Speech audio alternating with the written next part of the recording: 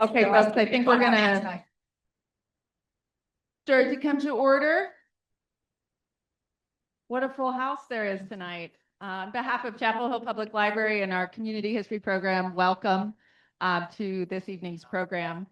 There is no other place I'd rather be tonight than with you all. I'm not going to speak at all, except to say, please, please double check your phones.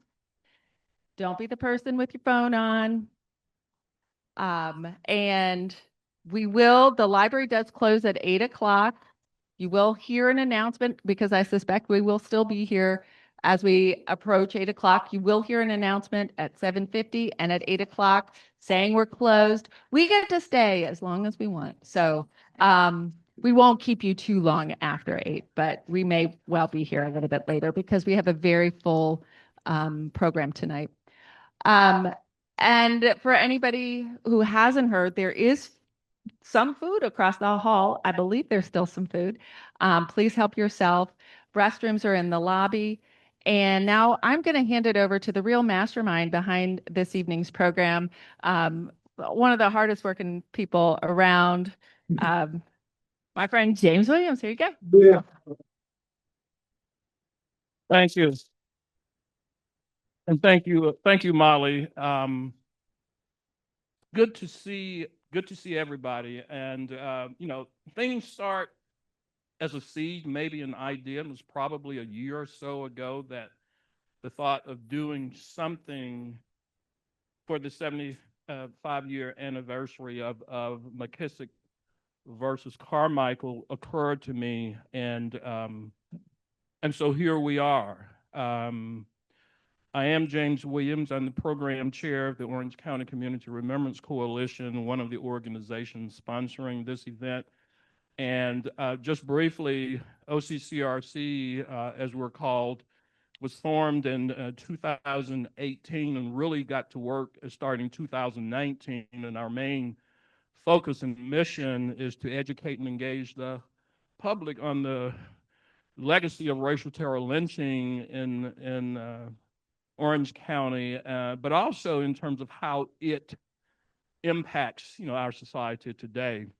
And so we do a number of programs and events related to that. And you'll see on the table some material from EJI, including their racial justice calendar. And if you have a calendar and you turn it to the month of April, you'll see this striking display of the soils collection, and it reflects, or the jars of soil from the various counties in the various states where there are documented cases of racial terror lynching and where there are organizations like OCCRC.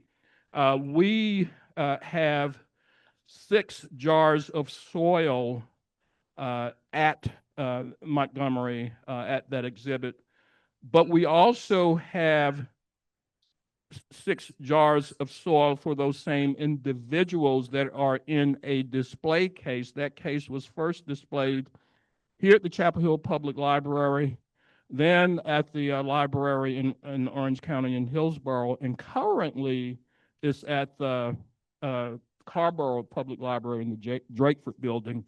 So if you have a chance,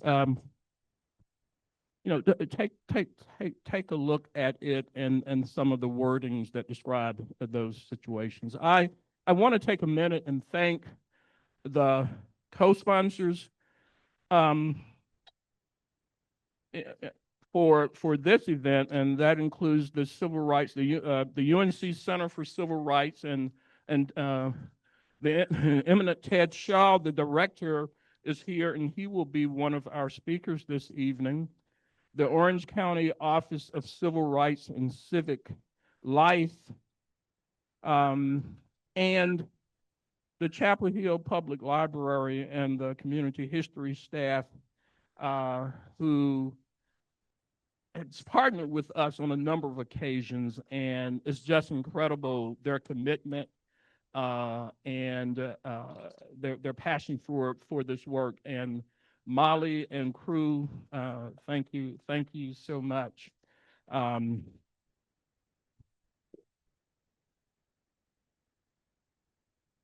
I also want to acknowledge mechanic. You know, everybody's special, and there's a lot of special people there. But I do want to acknowledge Mr. Walter Jackson, who a number of you know. Uh, he's a lot of things, but he currently is also the president of the UNC Black Pioneers. And I believe there are probably some other members of that organization who are with us this evening, but I did want to acknowledge Walter in particular. So I'm going to be brief. I know there's a lot that's going to come after me, but I did want to mention this.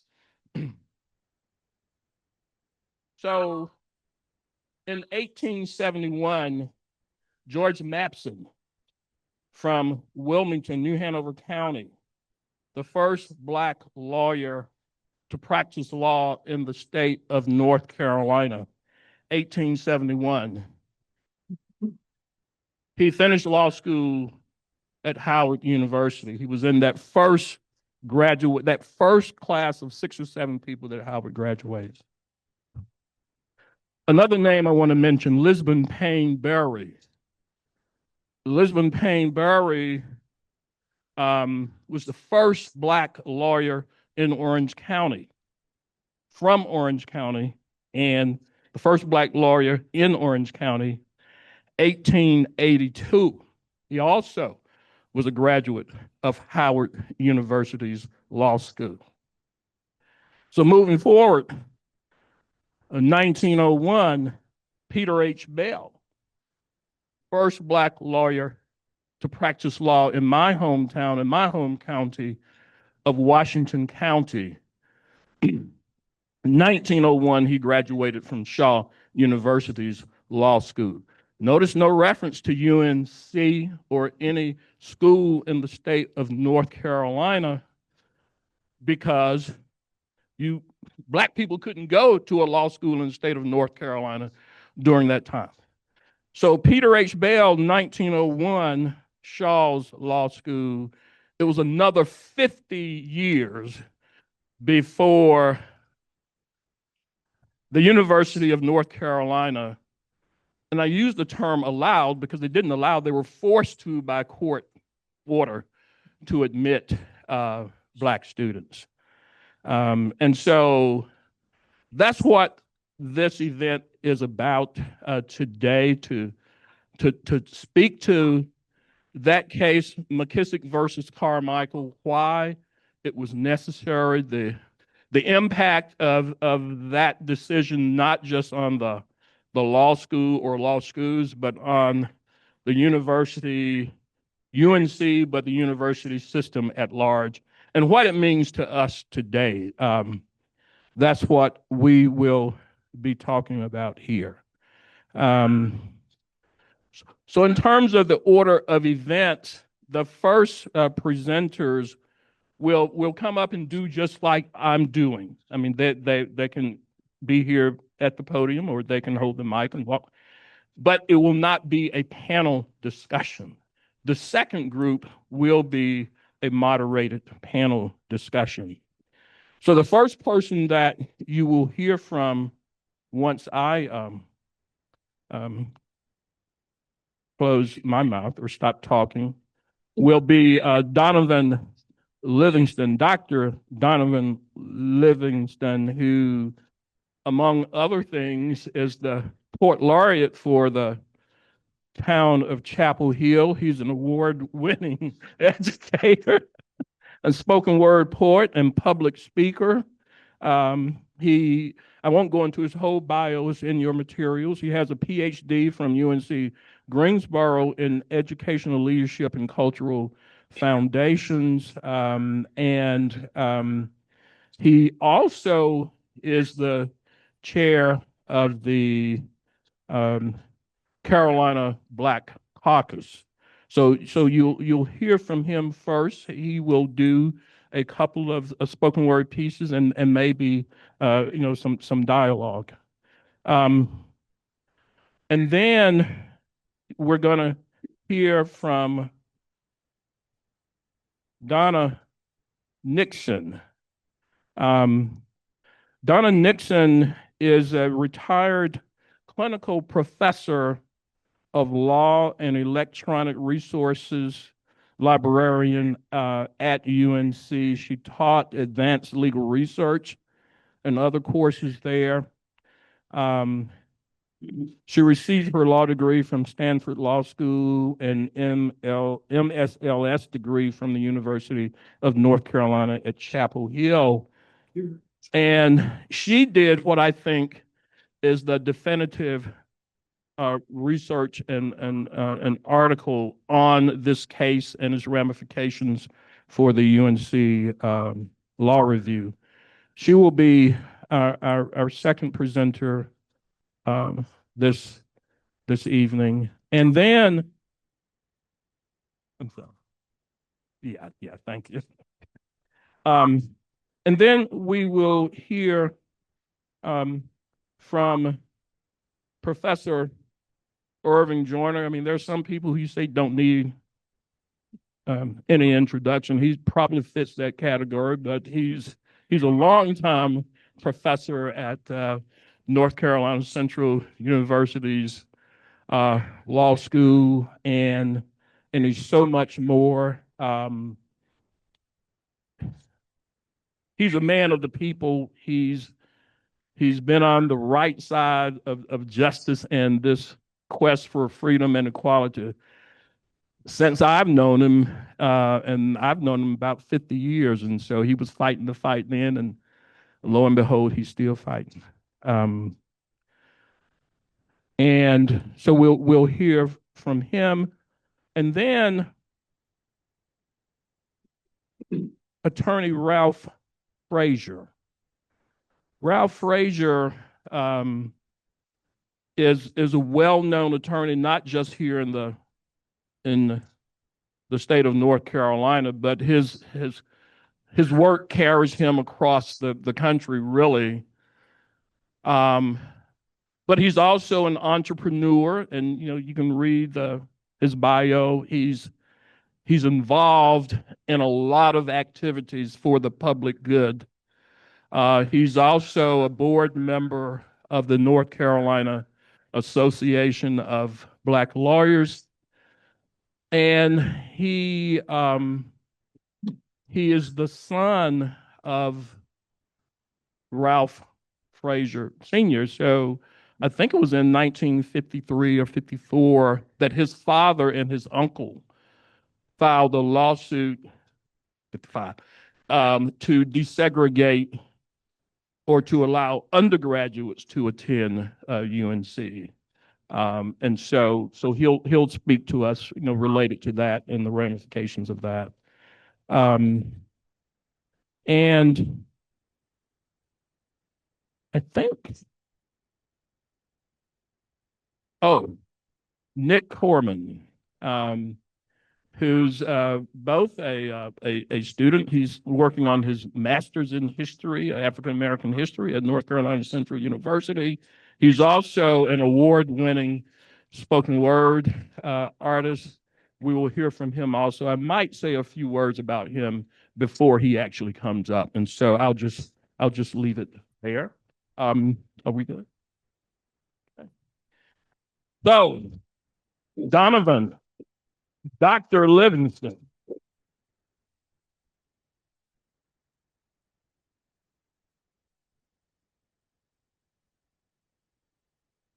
Yes, y'all. Y'all doing all right tonight? Hey, y'all could do better than that. I said y'all doing all right tonight. Yes, that's what I'm talking about, family. So I'm really delighted to be here tonight. My name is Dr. Donovan Livingston. I am a professor at the University of North Carolina at Chapel Hill. I teach in the music department. I'm also director of College Thriving. I'll tell you more about that later. I really want to check the temperature of who's in this room. Now, did y'all know April is International Poetry Month? Yes or no? Be honest. All right, cool. Just checking. All right. So because it's International Poetry Month, because I'm a hip hop artist and spoken word poet, I can't be the only person speaking up here right now, right? I need a little help. What up, sis? How you doing? Good to see you. All right. So what I need you to do when I say peace, you say love. Peace. Peace. Peace. Peace. Got it? That checks out. All right. Now, when I say unity, y'all say fun. Got it? Unity, unity, peace. Cause some of y'all slipping, but it's cool. So, why do I greet you in peace, love, unity, and fun? These four principles create the foundation of hip hop culture. Now, we don't talk about peace just to, kumbaya and everybody get along. You could dab me up, sis. It's okay. That's fine. That's fine too. That's cool. So, when we talk about peace, peace is really about leaning into not necessarily the absence of tension, but the presence of justice, as Dr. King talks about. When we talk about unity is really important in conversations like these, right? Understanding that history requires us to be bold, be brave, and to be unafraid of looking into the parts of our past that are tough to contend with, right? If we don't deal with those past mistakes, we can't figure out what the future looks like together, right? Love, centering love in our actions is incredibly important. Love is the reason we are all here, the reason we all exist, the reason we believe that we can be better together, right? And then on top of that, the fun piece is just simple as that. We should bring a level of joy into our actions, into our presence, into our purpose. It's the reason whenever I see somebody that I haven't seen in a really long time, I'll open with what's been bringing you joy, right? And I think as long as you have, say it with me, peace, unity, you got it. As long as you got those four things, hip hop culture is present and we can get along together. All right. So make some noise for yourselves. Make some noise for yourselves. All right. So I'm excited to rock the mic with you tonight. Like I said, I am director of College Thriving. So at UNC, there is a first year experience class that all Tar Heel freshmen have to take. And I oversee the curriculum design and implementation of all of that. But what does that really mean for this experience in this moment? My office is in Steele Building. If you've ever been on campus, it's right in the shadow of South Building, one of the first buildings on campus. But Steele Building is also where brothers Leroy Frazier, Ralph Frazier, and John Lewis Brandon, the first three Black male undergraduates that integrated UNC Chapel Hill as undergraduate students, resided. And my office is in that same building. And so I can't definitively say that their room was on the third floor, but that's where my office is. So I'm gonna say it's on the third floor. All of that to say, it's impossible for me as a Black man in that role who's tasked with stewarding the next generation of Tar Heels into their university experience. It is impossible for me not to think about their sacrifice, their leadership, their bravery, and what it means for me to be in that role some 70 years later. And so the pieces I'm going to share tonight are sort of grounded in that truth. What did it mean to be in my body as a student at Carolina? I'm a graduate of the university, class of '09. That was a good year for us, right? Yeah. So thinking about my own experiences, coming to terms with the more challenging aspects of our history as a university were something that I was confronted with every single day. I was a history major in undergrad. I see a couple of my history professors here in the audience from back in the day. And I'm really grateful for the ways in which I was challenged not to look away from that which was very challenging. But I did have one history assignment that wasn't given me by anybody in this room. All right, I'm not going to say any names, but I did have one assignment that really caused me to question who I was and why I was there and what it meant to be me in my body in my time as an undergraduate. And that paper I had to write was, I was challenged to defend the institution of slavery. And so this piece is entitled Lux Libertas. Peace. All right, who's making sure y'all still there, man? All right. Your body is dangling over a laptop. It is midnight. Your assignment is due tomorrow. Well, technically today, your eyes are glazed. You crave donuts, a Red Bull, Monster, something stronger. It's all a familiar scene. You will rest your fingers against the home row keys, A, S, D. You will be in your residence hall, third floor kitchen, staring at an unwritten thesis, wishing you had telekinesis. Because spoken words hardly convey how you feel in this moment. You've been in the margin so long, you won't know where to begin. You will title your midterm, In Defense of Slavery, and want to crawl out of your own skin. You'll bury yourself in the text, read between the lines until you see your own ghost. You'll be haunted by a prompt, pending premonitions of apparitions past. Professors say this paper ain't gonna write itself, and you're too terrified to ask for help. You'll run through a laundry list of affirmations before concluding white supremacy is a stain that won't be removed, yet we wear it like Carolina blue. You'll wonder who didn't struggle with this assignment. Who finds the economic model of the old South to be fit, frugal, fiscally conservative, then have the nerve to smile in your face, say you're created equal, and treat you as if microaggressions are mere myth, like they don't exist in 12-point Times New Roman double-space 5 pages with annotations. You'll wish they would have mentioned this at orientation. How your acceptance letter will soon feel like a bill of sale. You will envision the institution through new eyes and not be surprised by what you see. You will wonder how many ancestors it took to build Old East, how many bricks bear our blood. They'll say you're crazy for being offended, as if defending slavery as your class's only Black student isn't oddly necrophilic, like Black bodies still don't fill up Chapel Hill Cemetery's unmarked graves. You will avoid walking that way for the rest of the semester because you are ashamed. From now on, the rustling magnolia leaves will sound like broken bones. You will enroll in classes held in buildings bearing names of Klansmen. Every paper you write will feel like a ransom note. When the university boasts about being the only Southern institution to remain open during the Civil War, you and you alone will ask, for whom were our students fighting? You'll learn of George Moses Horton, an enslaved person who purchases freedom from the university by selling poems to students to send home to their lovers, and never again will you wonder if a word possesses the power of a beating heart. How a couplet is its own liberation song. You will know there is nothing silent about a statue, that monuments espouse values without uttering a single word. You will know the road to justice is long, but it starts here. You will bend under the mighty weight of history, but you will not break. You will write this paper beating your backspace button into oblivion, a billion sentences worth of sentiments you do not believe, and for your trouble, my brother, you will earn a B. In exchange for his efforts, your professor will earn an undergraduate teaching award, the designation of distinguished faculty, and you will laugh at the sadistic irony that is light and liberty rigidly carved on the university crest at the expense of your identity, or however much of it is left. Peace. Unity. Peace. Unity. Yes, yes, y'all. Appreciate that. Thank you. Thank you.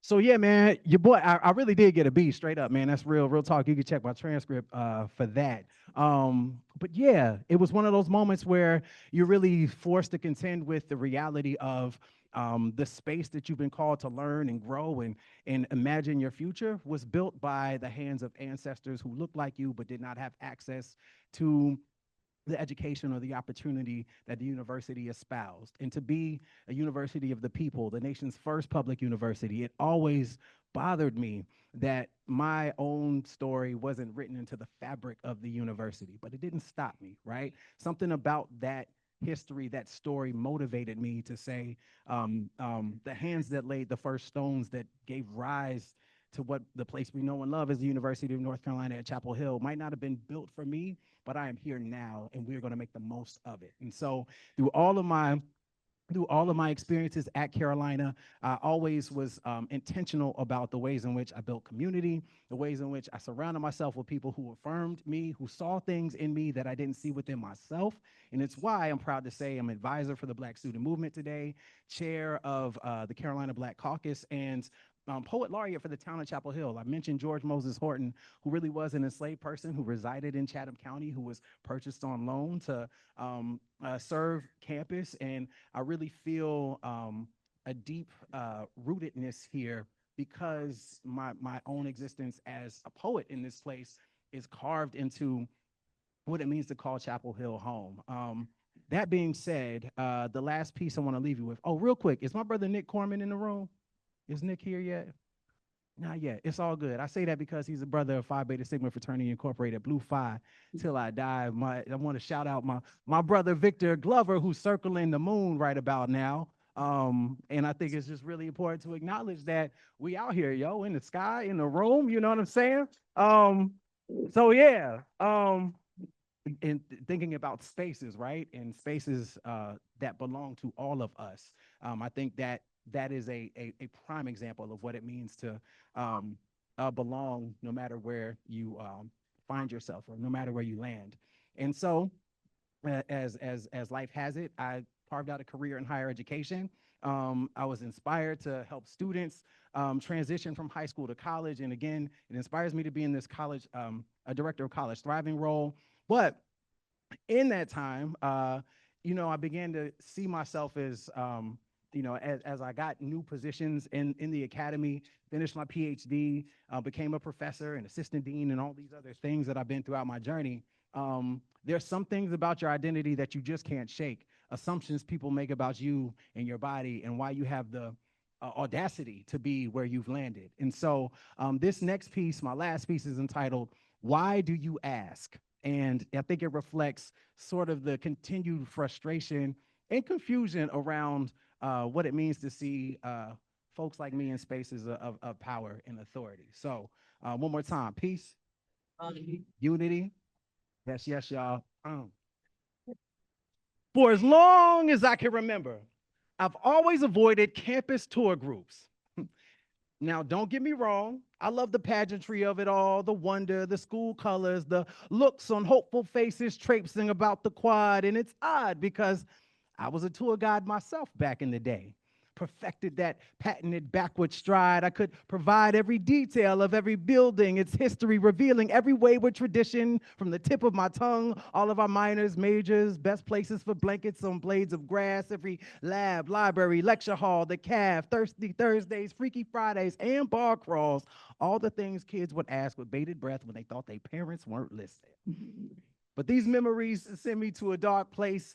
In undergrad, I'd say at the tour's culmination, "Are there any questions?" As we made our way back to the admissions office, often a raised palm filled with a simple inquiry evacuated the glint beneath this broken smile. "So, do you play basketball?" Y'all was thinking it. It's cool. The question hangs there like a metaphor with a rope around its neck, choking on its own banality from the same trees that claimed lives that looked like me for sport on stolen land where bloodied hands laid stone they could never claim. I'd like to think that this frame, these 6 feet and 6 inches, the distance from my toes to this kinky crown of curls, was fashioned in the image of the Almighty, but even the question reminds me that not even God is immune to man's limited imagination. His thinly veiled ignorance impenetrable, even when my brilliance is on full display. To this day, as a professor, I seem to do about faces, take the long way, but make haste. My vanishing silhouette ricochets the empty stairs. Where at this university does a black body go for restoration, avoiding constant surveillance and assumptions? Often I've wondered if my body was mine or a vessel for the expectations of others.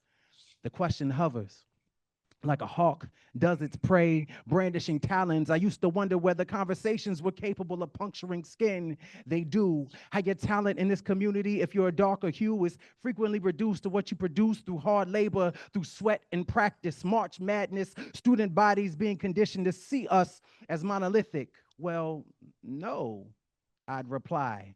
Then I'd fill my mouth with excuses until there was no room for my own voice. Their curiosity now manifested in more questions. "Well, what are you doing here?" they'd say, as if my presence in a place such as this is validated with a jersey and a fight song blaring at my back. "You're a waste of height," they'd tell me. Then imagine themselves within this flesh, reveling in what it would be like if I were as tall as you. These days, however, my patience is worn razor thin. I used to think this title would heal me, like this PhD might shield me. Somehow, the path to terminal degrees in places like these can leave you dead inside. So I've been writing my revival since 2009. That way, every time an assumption is made about me and my institutional contributions, these rebuttals become shards of glass, sharp enough to cut the tension, yet clear enough to reflect your absurdity. "Well, no, I don't. But do you play golf, lacrosse? Do you row crew? I mean, who are you to assume that I haven't already been where you're trying to go? It's unfathomable that you wouldn't ask the same of my colleague, 5'3", to regard these unimaginative, mind-vacant statements as anything other than racist. is racist. So I'll absolve you of embarrassment. So I won't spare you. I dare you. Ask me again. Ask me again like my pen is in full court pressed against my journal. I've earned a spot on a roster that was not designed with us in mind. So mind your steps as you walk on an unmarked grave, sacred ground confiscated in the name of higher education. Ask me again with the same as incivility as I dribble these riddling similes, syllables revealing the silliness of your seemingly harmless inquiry. Please, I may not hoop for the school, but I've been known to slam poetry. There is more in me than meets the eye. Your foul questions send me back to these lines. So why not ask me something substantive like, what's it like to live in someone else's speculation? To find your way in spaces unfamiliar, how your resilience is a phenomenon unto itself. I hope that answers your question, but that's all the time we have. Safe travels. Hope to see you next fall. Thank you. Yes, y'all. So let's keep that. Thank you. So again, it's been a pleasure. I'm Donovan Livingston. Peace, unity, peace, unity. Yes, y'all. Thank y'all for being here tonight.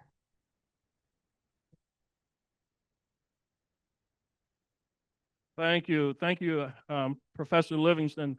I just wanted to make one quick. I neglected to inform you that on your program you'll see Representative Rodney Pierce. He had a late developing situation and will not be able to join us this evening, but he'll be here on another occasion. So, yeah.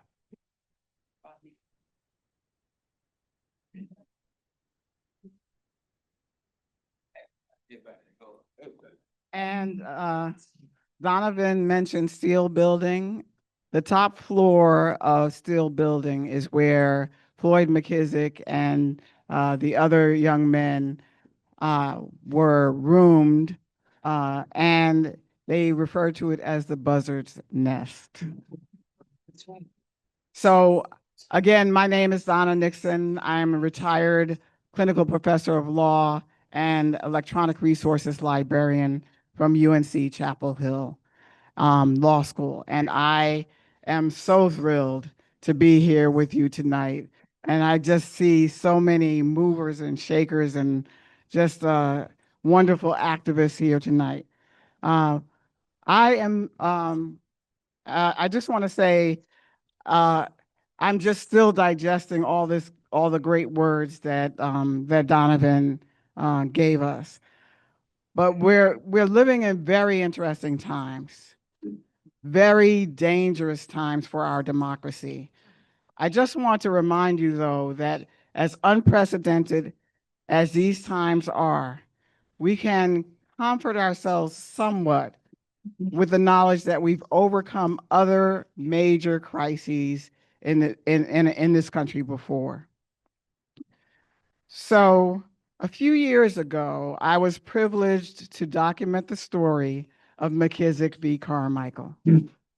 It is just one example of how brave collective action by ordinary people can change the course of history. And I'll start by giving you a little bit of background. The issue of enslavement of human beings divided our nation from its very inception. The division culminated in the Civil War. After the North's victory over Southern secessionists, the federal government began Reconstruction efforts, and those efforts lasted roughly from 1863 to 1877. And those efforts were designed to help both Southern whites and African Americans recover and rebuild after the war. But after President Abraham Lincoln's assassination, Andrew Johnson became president. Johnson was a Southerner, originally from Raleigh, North Carolina. And he was a slave owner. And while he remained loyal to the Union, he was opposed to equal rights for Blacks. Johnson quickly disabled the Freedmen's Bureau and allowed Southern white leaders to establish domination over African Americans. They quickly limited African Americans to slave-like work conditions, subjected them to intimidation and violence, and restricted them from adequate education, and also from voting and holding office. This system of formal and unspoken restrictions against Blacks came to be called Jim Crow. African Americans did whatever they could to protect and insulate themselves from the harms of Jim Crow. But the violence and the economic hardships were unrelenting. And Blacks who served our country during World Wars I and II saw the U.S. fighting against oppression elsewhere, yet fostering it against its Black citizens right here at home.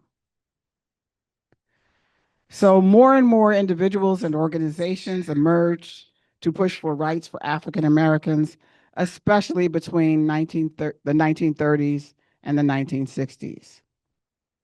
Strategies included litigation, political action, and social programs.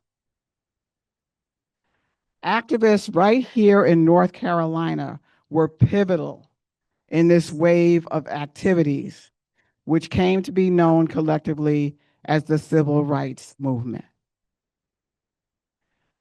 And by the 1930s, various individuals and organizations were bringing lawsuits against institutions that were discriminating against African Americans. A nonprofit foundation gave the NAACP funds to begin a national campaign to address discrimination in education, transportation, voting rights, and jury service. The NAACP commissioned a report to plan a course of action. It then began litigation in core areas, especially in the area of education. And that brings us to North Carolina. From 1914 to 1939, there was not one graduate school in North Carolina that would admit African Americans. In 1939, the North Carolina legislature established what is now North Carolina Central Law School, but was then called North Carolina College Law School in Durham. They established it expressly to avoid having to integrate UNC Chapel Hill's flagship law school here in Chapel Hill. So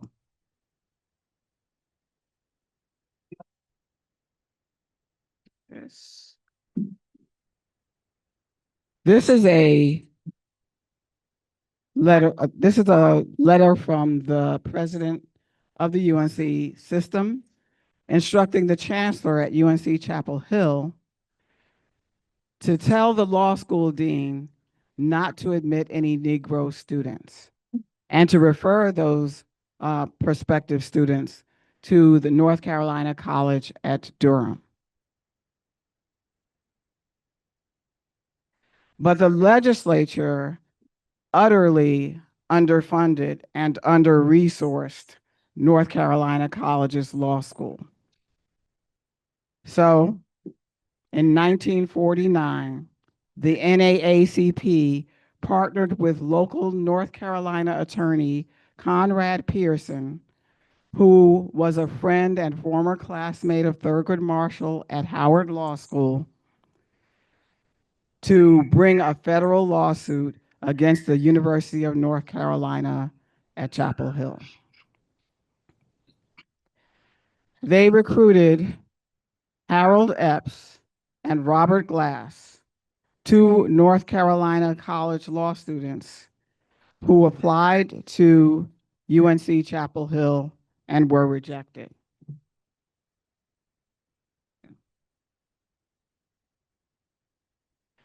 Because lawsuits take months and often years to resolve, both Glass and Epps had graduated North Carolina College's law school by the time the litigation came to fruition.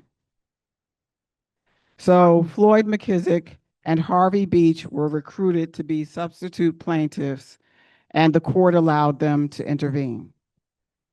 So you'll see on the left, the original complaint has Harold Epps and Robert Glass as the plaintiffs. By the time the university tried to petition the United States Supreme Court to hear their appeal of the case, the Floyd McKissick was then the lead plaintiff. The core argument by the NAACP was that this segregated education violated the Equal Protection Clause of the 14th Amendment to the U.S. Constitution. It took 2 years to go through trial and appellate courts. But finally, McKissick and the other plaintiffs won at the Federal Fourth Circuit Court of Appeals in March of 1951. But the university, knowing that the U.S. Supreme Court had already ruled against the University of Texas in a similar case a year before, almost exactly the same situation, still insisted on stalling by petitioning the U.S. Supreme Court to hear an appeal. But in June of 1951, the U.S. Supreme Court denied that petition. And that very same month, 5 African-American men enrolled in the summer session at Carolina Law: Harvey Beech, James Lassiter, Floyd McKissick, J. Kenneth Lee, and James Walker.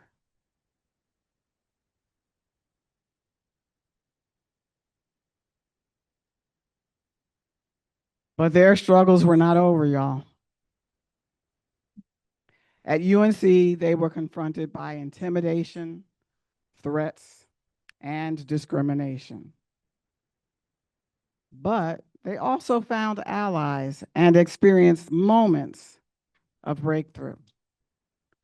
And one story illustrates all of that. Athletic events at UNC were a big deal then, as they are now. Students, people associated with the university, and people from the public generally attended those events. In 1951, the university provided students with free tickets to the games. But UNC divided the stadium into at least 3 different sections. There was a section for whites. There was a section for the public, whites only, section for students, and a section for colored. The university gave these young men that had just enrolled, the first Blacks, tickets to the segregated colored section. James Walker was not having any of that. He returned his tickets and demanded tickets in the student section. When UNC refused, Walker sent this telegram to the governor of North Carolina, requesting that the governor have the North Carolina Attorney General rule on the legality of UNC segregating them at athletic events. Finally, the UNC's chancellor relented and provided each student with a passbook with tickets to the season's football games. But in this accompanying letter, he recommended that they not use the tickets, hinting that attendees from the public might harm them.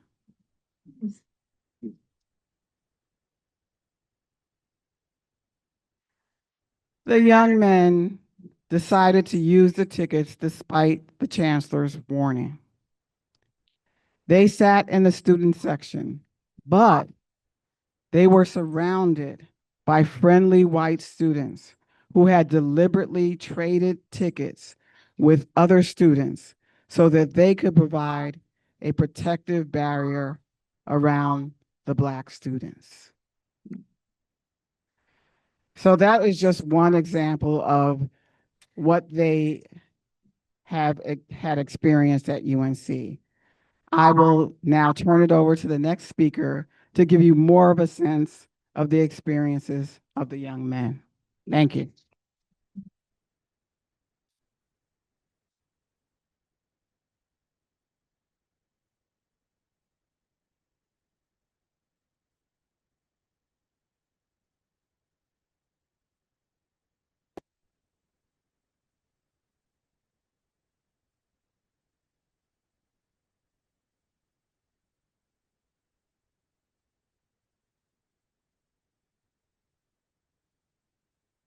Good afternoon. Good afternoon. Thank you for being here this evening. I had a long script prepared for this, but if you read your program and you listen to our speaker, they said everything that I was going to say. Well, let me just kind of add a couple of notes. Here's the microphone. Okay, I thought I was doing okay.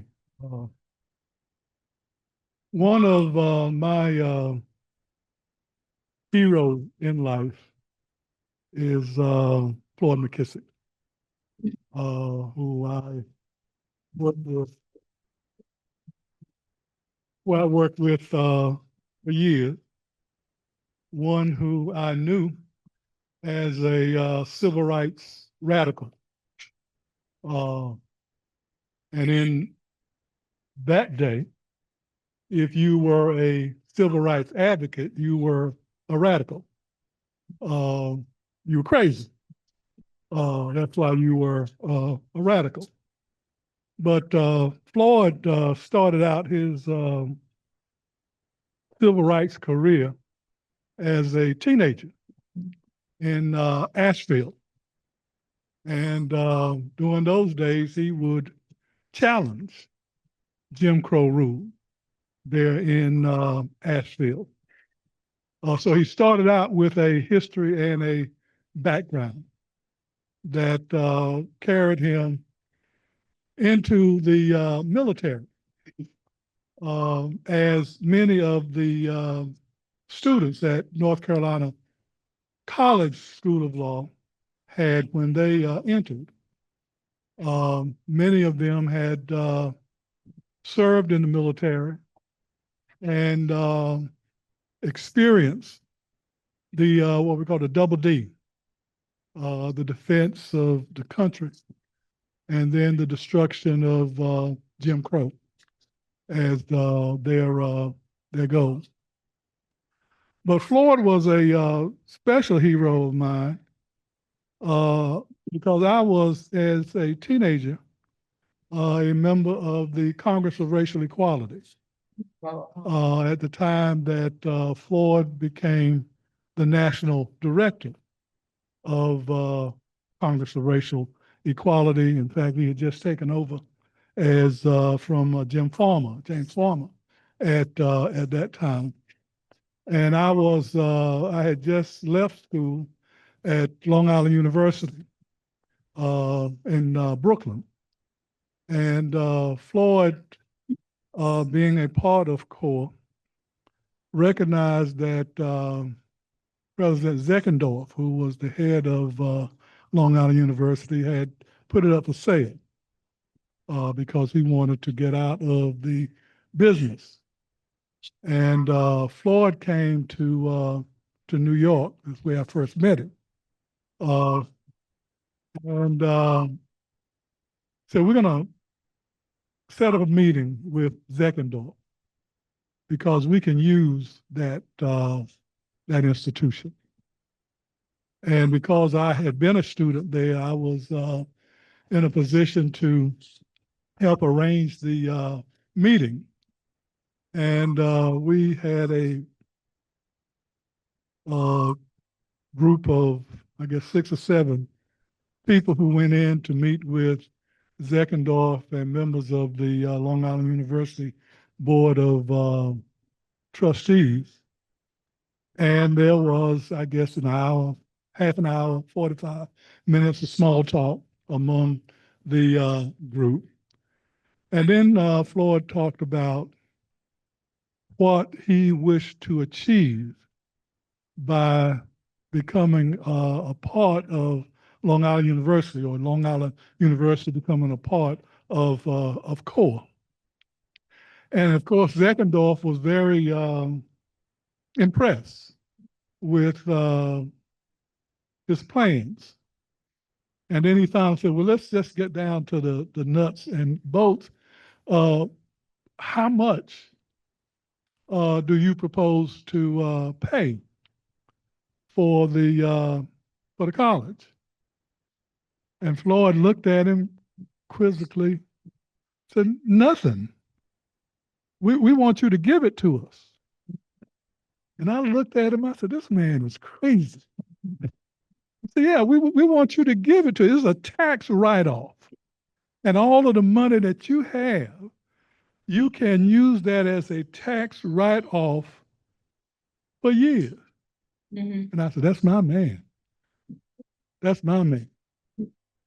But Floyd had a history grounded in civil rights and brought that to North Carolina College, School of Law, along with others who joined him at the university at that time.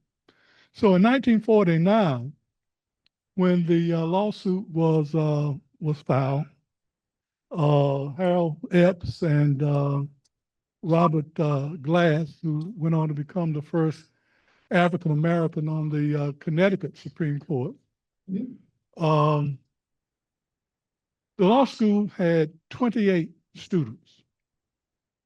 At the University of North Carolina School of Law, there were 280 students. And at North Carolina College, or NCC, the notion was that we can be closed down at any time because the school was unaccredited at that point. The school actually started operation in 1940. So we're 9 years into legal education as the school that was designed to help support segregation in the state.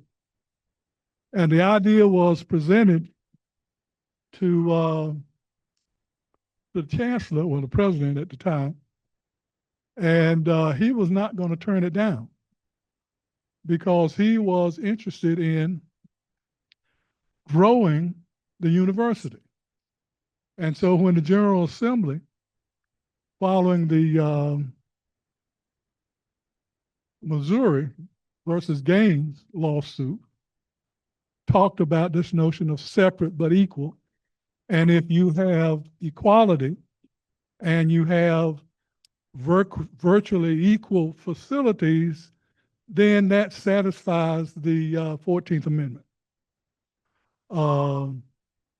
So Dr. Shepard, when presented with this notion, said, yeah, we'll take it and we'll open it up right away. 1939 could not do that because only one student showed up in August of 1939. So the law school actually began operation in 1940 with 4 students. And by 1949, it had grown to 28 students.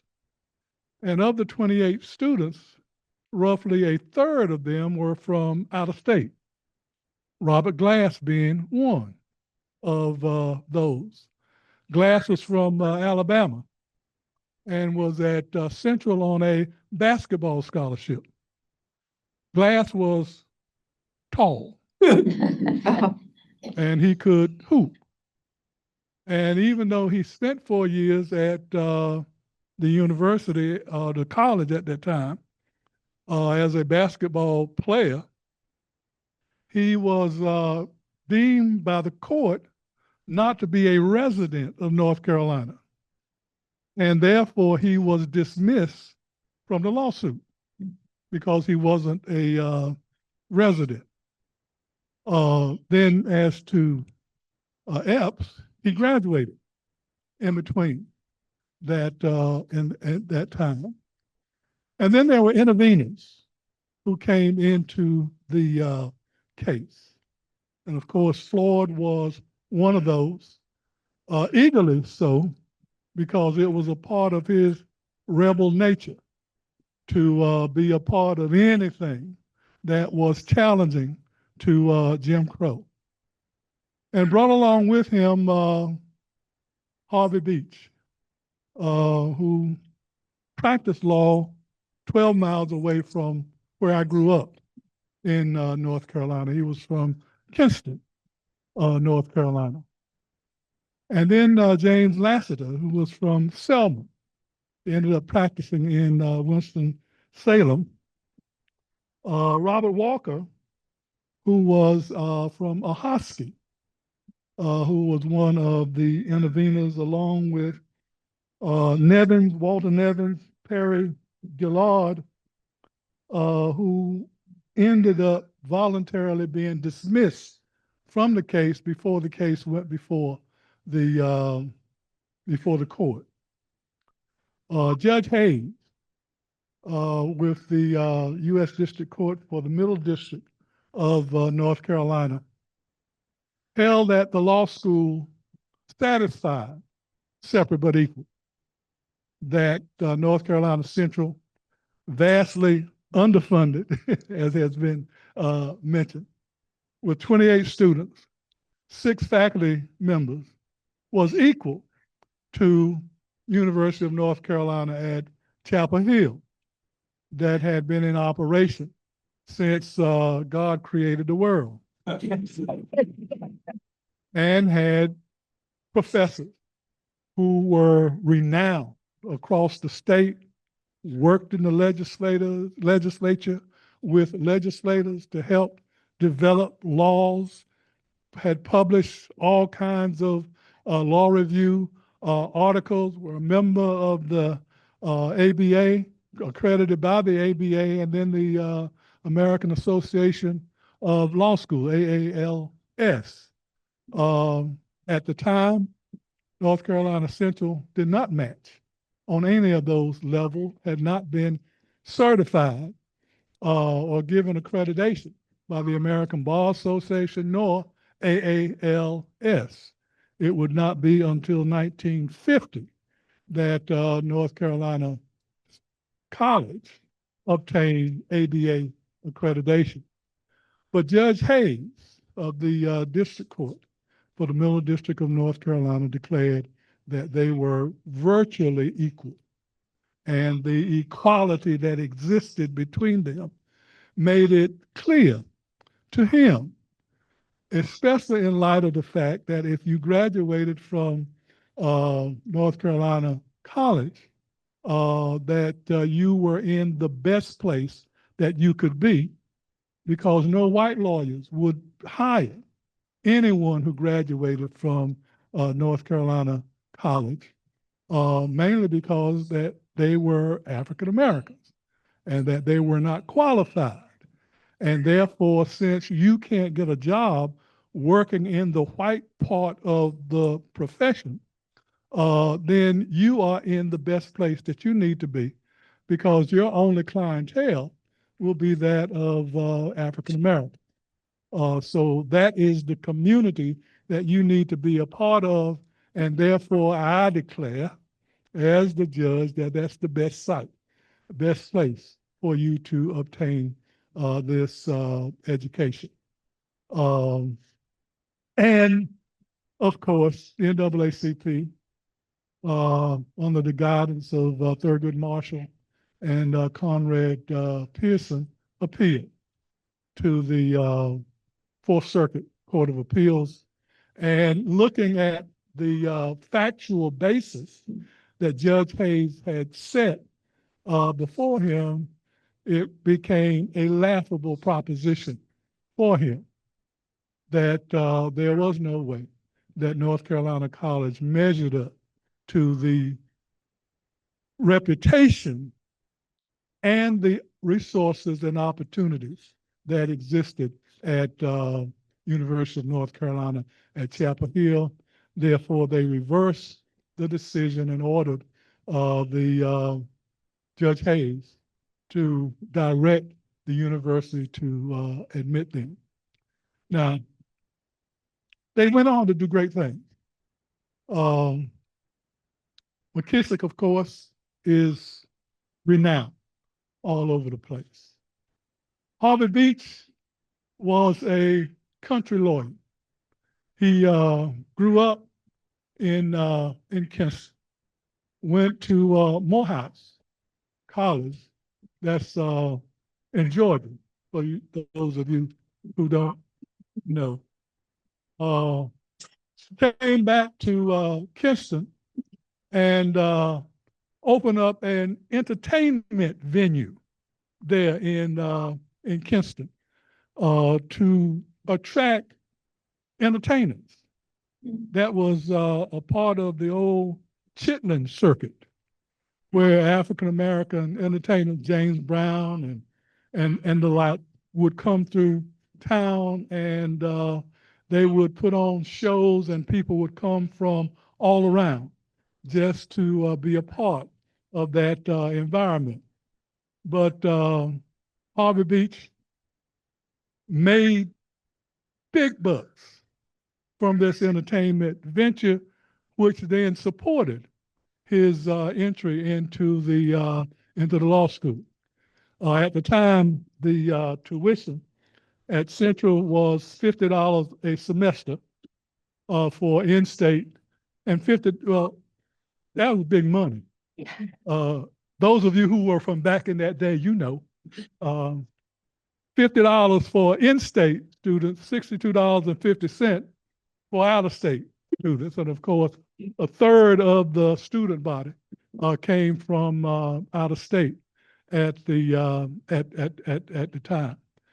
J. Kenneth Lee was from Greensboro and became a entrepreneur in addition to his law practice in Greensboro, and is credited with filing more than 2,000 civil rights claims in North Carolina and litigating those. Lassiter ended up in Winston-Salem, where, and of course, back in the day, if you were an African-American lawyer, you had to handle civil rights claims, and all of them came to you, and you could not turn them down.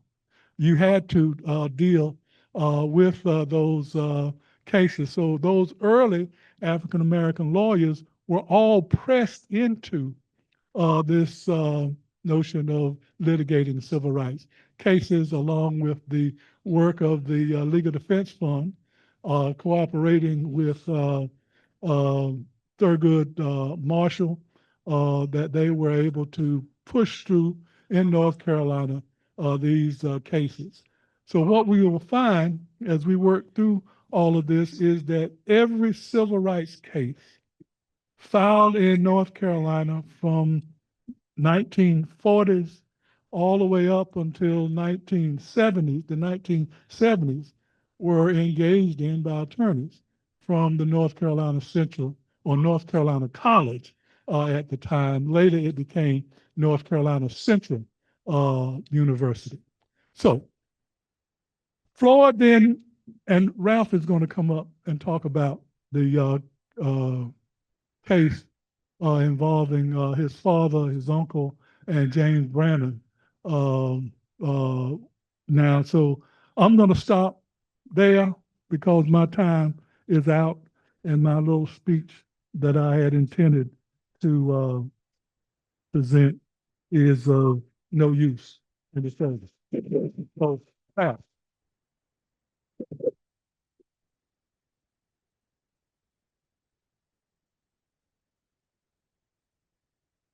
Well, when I was asked to do this, if I had known I was going to have to follow a poet laureate, my criminal law professor, esteemed professor from UNC, I probably would have declined. I don't know that I'm crazy. So I'm here in two capacities today. I'm here as the son of Ralph Frasier, who filed Frasier versus one of the people who filed Frasier versus UNC. And I'm also here in my capacity as a board member of the North Carolina Association of Black Lawyers, whom without that organization, quite frankly, most of these cases would have never been filed. My father's case, I think Conrad Pearson, C.C. Buddy Malone, who was a great jurist, Billy Marsh, whose son is in this room, Drew Marsh, and Floyd McKissick were all the main local lawyers who handled Frasier versus UNC, and they all consulted with Thurgood Marshall throughout that process. And so I'm here both to speak about my father and them situation and to pay homage in my role as a board member of the North Carolina Black Lawyers Association to those gentlemen and to those people, because without those people and the people in that organization, none of this would have happened, quite frankly. So, good evening. Before I say anything else, I want to start with this. In 1955, my father, my uncle, and John Brandon filed a lawsuit against the University of North Carolina because Black students were still being denied admission 1 year after the Supreme Court had already said that that could not happen. So when I stand here tonight in Chapel Hill, I'm not just speaking about history. I'm standing in a place where my own family once had to challenge just to make the Constitution mean what it said. And that raises a question that still matters today. What do we do when the law is clear, but reality refuses to follow it? In 1951, and this is wrong, right? I learned some history here today. I didn't know that Floyd was not the original plaintiff. I didn't know he was a substitute plaintiff. I probably should have done a little bit more research. I'm going to read your law. But in 1951, Floyd McKissick challenged this university in McKissick v. Carmichael. He was denied admission to the UNC School of Law, not because he lacked the qualifications, but because of his race. And he challenged that denial. The court said something powerful. Separate was not equal, and exclusion could not stand. That case forced UNC to open its law school, but more than that, it cracked the foundation of segregation in Chapel Hill. In 1954, Brown versus the Board of Education was decided by the U.S. Supreme Court. And they found that segregation in public education violates the Constitution, not just in law schools, but not just in graduate programs, but at every level. And in that moment, the legal question was answered. But here's what history teaches us. A decision on paper is not the same thing as change on the ground. Because even after Brown, African-American students were still being denied admission. And that is where my father, my uncle, and John Brandon stepped in. In 1955, they filed Frasier versus the University of North Carolina. That case did not ask what the law should be. That had already been decided. It asked something more direct. Would UNC follow the law as it was now bound by? And here's the part of the story that matters deeply. The fight did not begin or end with one case. It was a continuum. Mr. McKissick, who had already challenged this university and helped open the law school, was part of the broader legal struggle that continued in cases like Frasier. That matters because it shows us something critical. This was not a moment, it was a movement. McKissick challenged exclusion, Brown declared it unconstitutional, Frasier demanded compliance. Each step built on the other one before it. This community knows that pattern, even if we don't always say it out loud. Institutions rarely change because they want to. They change because they are required to. That was true in 1951. It was true in 1955. And if we're all honest, it's still true today. In those early years, the question was, will you let us in? Today, the question has evolved. Once people are here, are they truly included? Are they heard? Are they free to challenge power without consequence? Because access was only the beginning. For me, this is not abstract. My father, my uncle, and John Brandon stood at a moment when the law had changed, but reality had not yet caught up. They filed Frasier not to make history, but to force this institution to live up to it. And that raises a question for all of us. When the law is clear, but practice falls short, who's willing to act? Let me leave you with this. In 1955, my father, my uncle, and John Brandon filed Frasier versus the University of North Carolina because this institution had not yet lived up to what the Constitution required. They did not file that case because it was popular. They didn't file it because it was easy. They filed it because the law had spoken and someone had to make them obey it. And they were not alone.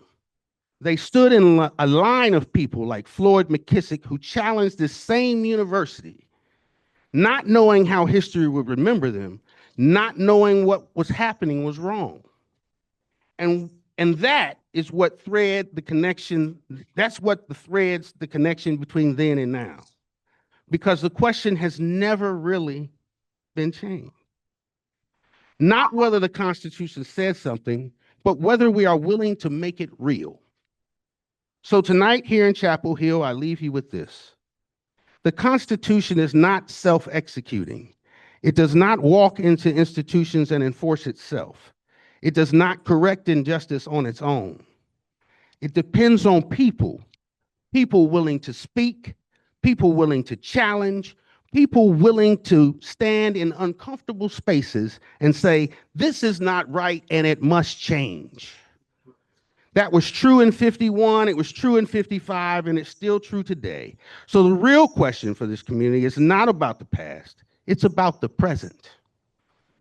When the next moment comes, when the law is clear, but the practice falls short, who will step forward? Because history is not something we inherit. History is something that we continue. Thank you.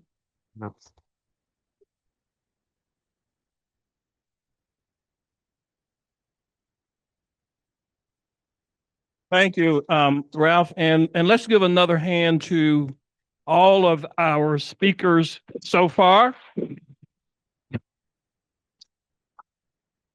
I know, and it's not a new thing. We're kind of a little behind schedule, but we're still good. So I'm going to have.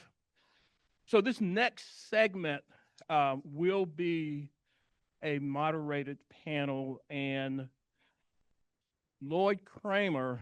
I know Emeritus Professor of History at UNC, will moderate this panel. Lloyd served as the Director of Carolina Public Humanities for a couple of decades. Well, maybe not, 2014 to 2024, maybe a decade. But he will moderate this panel, and he'll do a brief introduction of the panelists. But before we do that, I did mention a Nick Courmon, who is an artist extraordinaire who's now with us, and I will ask Nick to come and educate and inspire us, Nick, the way you do it. We got an all-star team here. Better than a 5-person basketball team. We got a 4-person panel, and I can't do poetry, but I can certainly embrace the opportunity to welcome all of you. So, as James said earlier, I'm Lloyd Kramer. I'm a professor emeritus of history at UNC Chapel Hill. I'm honored to be here among so many wise lawyers. And I thank both James Williams and Molly Luby for organizing and leading this event and inviting me to be part of it. Our goal for this session is to understand how historical knowledge and perspectives can empower us to take new action in the present crisis. We've been hearing about the past. We're going to think about how to change the world in the present and the future, and I think we've just been given some encouragement to do that with some great poetry. So I'm going to read the names of the speakers and give a very brief introduction.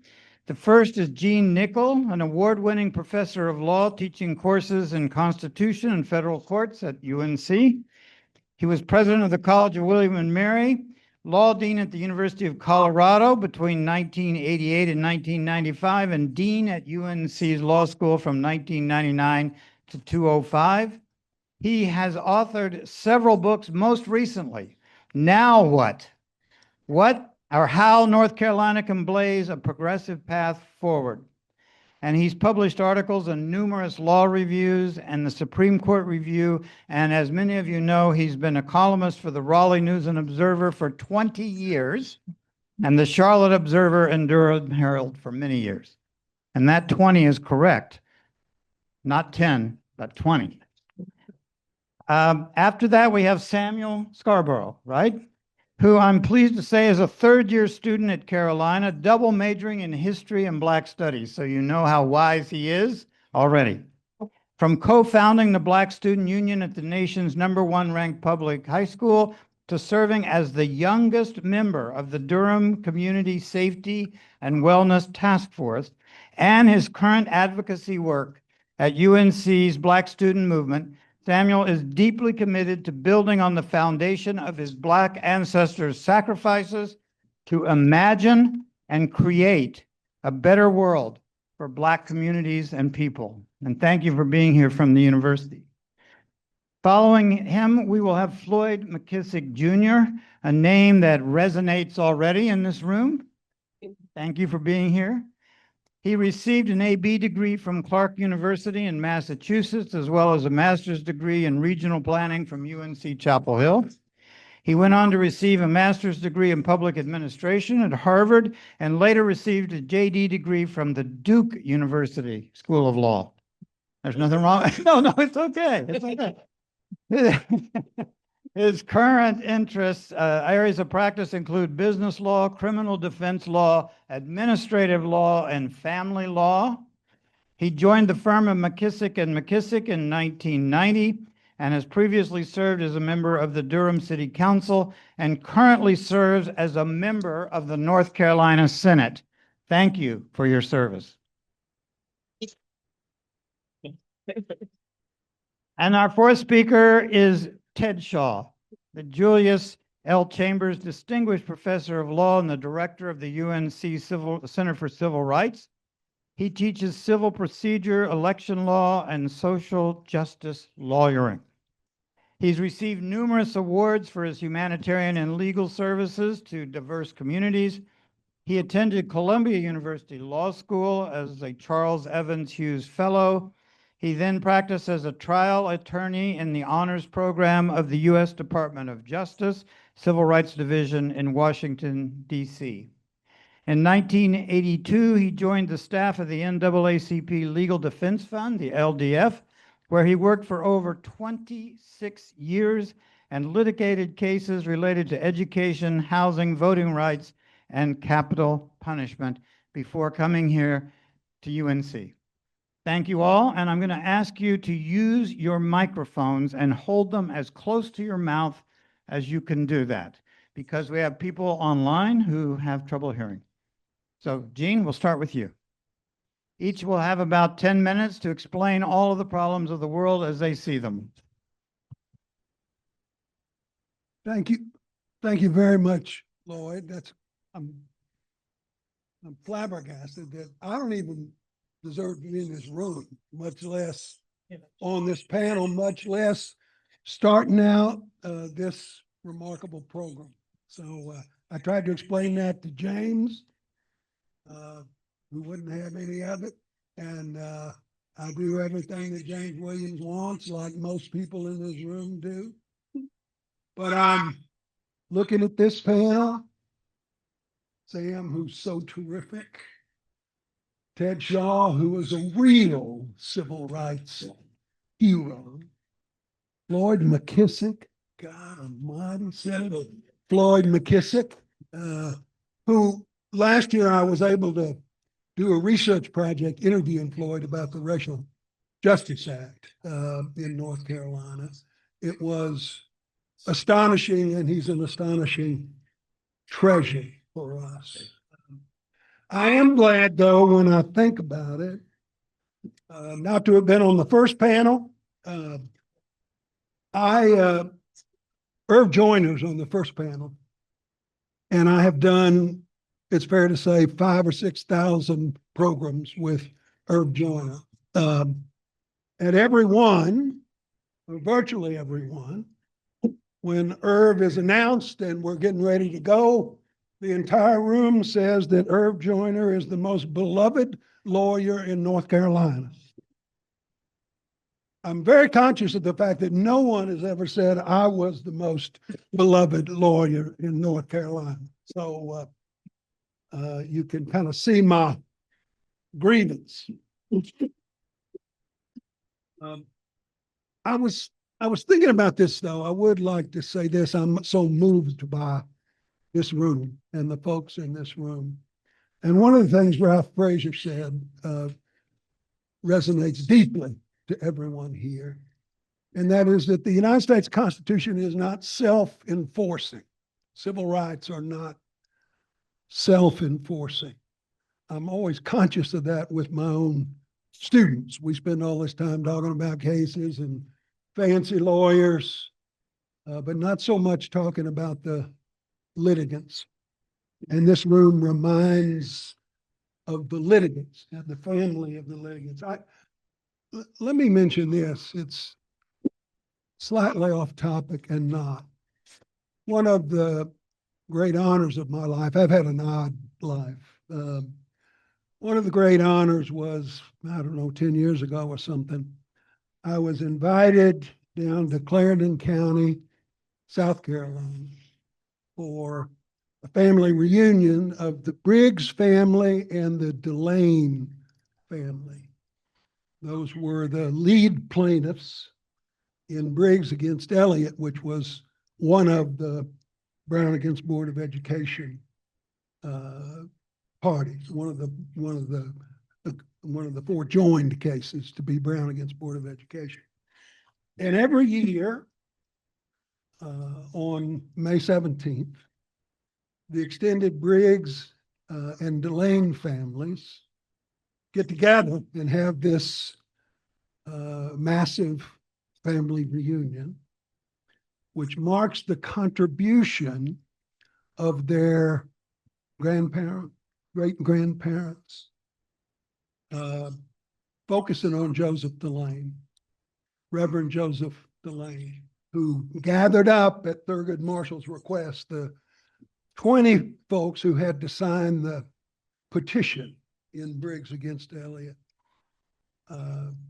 Reverend Delane knew this when he gathered the people up and when he signed the petition. He knew, as was true, that he would be fired immediately from his job as a teacher. So was his wife. He knew well that as a preacher, his church would be burned down, which it was. He knew well that the Klan in Clarendon County would fill his house full of bullets night after night until they burned his house down. Till one night, he shot back. And of course, he was charged with assault and had to leave the state. My point, what is so clear to all those 150 relatives thinking about their grandfolks, they knew that those plaintiffs, the Delanes, the Briggs, they knew exactly what was going to happen when they filed that petition. They knew it was Clarendon County, South Carolina. They knew they would be fired. They knew they would likely be killed. But so committed were they to a better life for their children that they made that sacrifice. Joseph Delane had to leave South Carolina. And I remember reading Thurgood Marshall saying something like he couldn't believe what they had to adjust to. There never was a moment, he said, for a decade that they didn't have to fear physical violence. And this line that Marshall said, he said, I couldn't bear it. I didn't have that kind of courage. I couldn't do it. They had to get used to it. They had to live with it like a man with a sore arm learns to go to sleep. That's what they had to do. So it's a different place. It's a little bit of a different time, but it's in the heart of the folks in this room. And the gratitude of those grandkids, great-grandkids, for what their parents had done was surpassing, but not enough. And folks involved here know that well. I'm going to do a couple things, Lloyd, I think. I want to tell a quick story or two about James Walker, who we are paying some attention to tonight. And then I want to talk a little bit for a minute about great challenges that we face today, which echo challenges from half a century ago. The James Walker. I had an occasion to do some research about Mr. Walker. I've talked to folks about him. He would describe highway patrolmen having to escort he and his colleagues into the campus, how white supremacist students hurled racial taunts at them when they entered the dorms, how they had threats which poured in from the Klan, how Jesse Helms was bellowing the N-word on WRAL TV. Geeta Kapoor wrote in her book about the university that they knew they could die. They were ready to die. As Donna mentioned, my great colleague, Chancellor House insisted that educational desegregation didn't include social integration. So the 5 law students, as Donna reported, lost their swimming passes. He ordered them seated separately at Kenan Stadium. And he repeated to them in a meeting, there will be no mixed social functions at the University of North Carolina. Walker challenged those exclusions, challenged them to House's face. He told him, well, House had said, I know y'all didn't come here to go to football games. Walker was unmoved. He said, I'm part of the student body, and I refuse to accept any lesser treatment. When House stuck to his guns, Walker and his colleagues, his four friends, appealed to Governor Scott, who refused to intervene as well. Walker then again directly challenged House, saying this administration should not, by its rulings, force a moral standard on the students which is unchristian, undemocratic, and unconstitutional. As a veteran of World War II, even more powerfully, he wrote, I have left footprints around the globe defending a free society. I owe this to those fellows here and those whom I personally buried while I was overseas. House eventually surrendered. A larger exception, and then I'll stop. Walker became a storied civil rights lawyer. He was famously arrested for representing Alex Faison in 1956 as he attempted to register to vote in Seaboard. Faison had just finished 4 years of service in the Air Force and was a student at NC Central. The registrar in Seaboard, Faison's hometown, said he didn't pass the literacy test, like Henry Fry in Durham sometime later. Walker contested the fraudulent exclusion before the registrar. She said she disagreed and he better leave the building. Walker and Faison eventually left, but the registrar said Walker had pointed his finger at her, a white woman, when he had made his argument. He was then told by local police that he was under arrest. He said, I'm not going with you. You have got no probable cause to arrest me, and I'm certainly not going to any jailhouse in Seaboard. Do you know what happens, the cop said, when you refuse to do what you are told? Walker said, I'm going to find out, ain't I? He answered, dangerous talk in Northampton County in 1957. Walker was arrested on what became 4 counts: assault on the registrar, trespass, interference with a public official, and disorderly conduct. He was convicted on each. When he attempted to appeal to the United States Supreme Court, North Carolina's Attorney General's office said the case was a simple application of the state's criminal statutes and had nothing whatsoever to do with voter registration. The same thing was said later in Walker's 1959 Supreme Court case, Lassiter against Northampton County, one of the first literacy test cases. The North Carolina Supreme Court said that this issue has nothing to do with votes, has nothing to do with race. It is a simple matter of the application of state law. We, at that time in their careers, did something like I'd like to talk about that we're doing now. We In 10 minutes, I did wrong. Using in 10 minutes. see that's one way to tell me to shut up. We lied. North Carolina lied about its purposes. It drug its feet.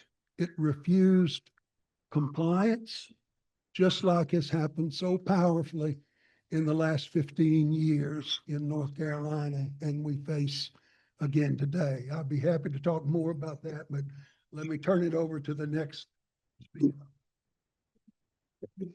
Yeah. Pam? Thank you for that wonderful introductory offering this panel, Professor Nichol. And I would also like to thank you. There was an event at the Dialectic and Philanthropic Societies. That's the oldest student organization at the University of North Carolina at Chapel Hill. They had an event that was honoring the legacy of James Walker, who was the first Black person to be a part of that society, which had started, I think, in the late 1700s, early 1800s. I want to begin by doing a simple like call and response. So when I say a statement, please repeat after me. I am because we are. I am because we are.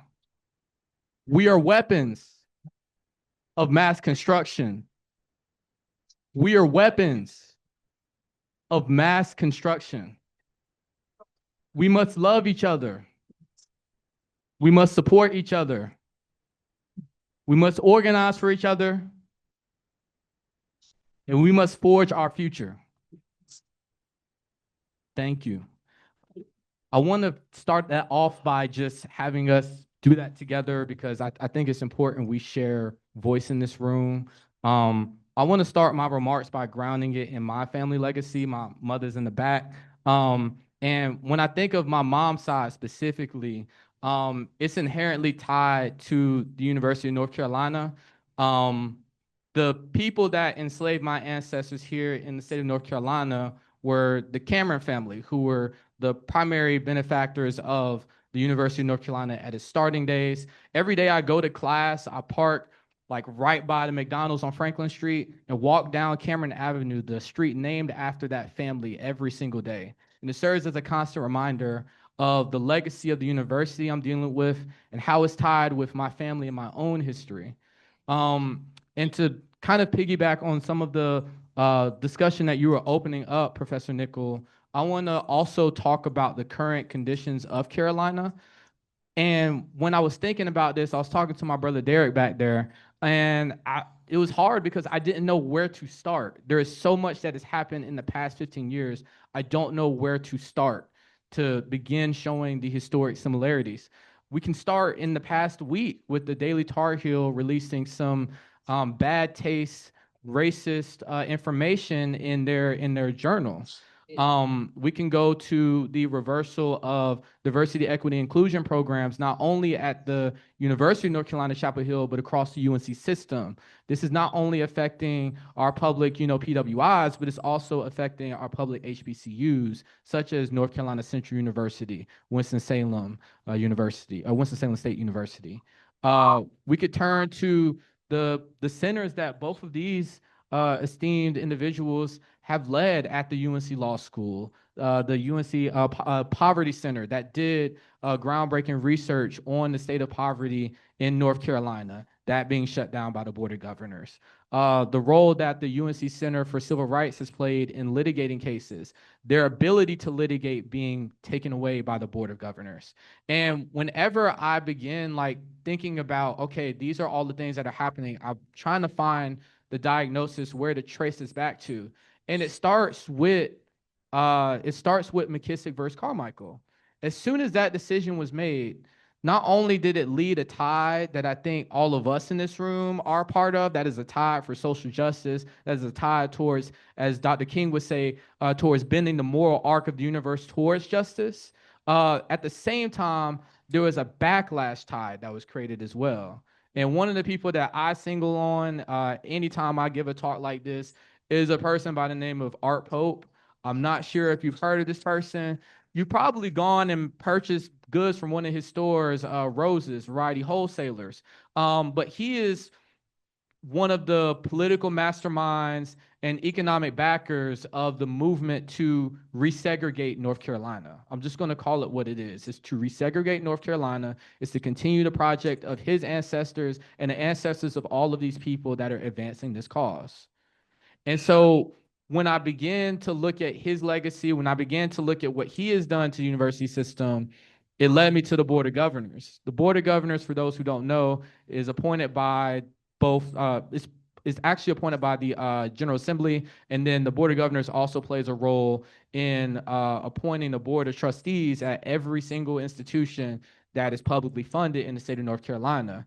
And when you break down the system that way, you understand that people who have voting power, people who are able to not be disenfranchised at the polls, they not only control the tides of, you know, the state budget, but they also specifically control what our public institutions look like.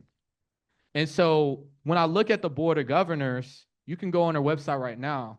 I'd ask you to see how many Black faces you see up there. I ask to see how many faces of color you see up there. I ask to see how many women you see up there. And I ask to see what politics are represented on that board and how that matches onto the state of North Carolina. And the answer to all of those questions is few and far in between. You won't find a representation on that board that matches the state. And I think that is a core issue that we've been dealing with since McKissick v. Carmichael, since our Black undergraduates were able to break the color barrier in 1955. And so when I think about the way forward, I think about coalition building. I think about finding ways to continue engaging young people like myself.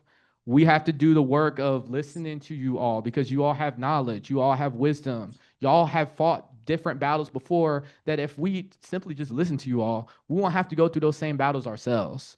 And at the same time, it also requires that double, you know, feedback of us providing our new ideas and working with the elders to move the work forward.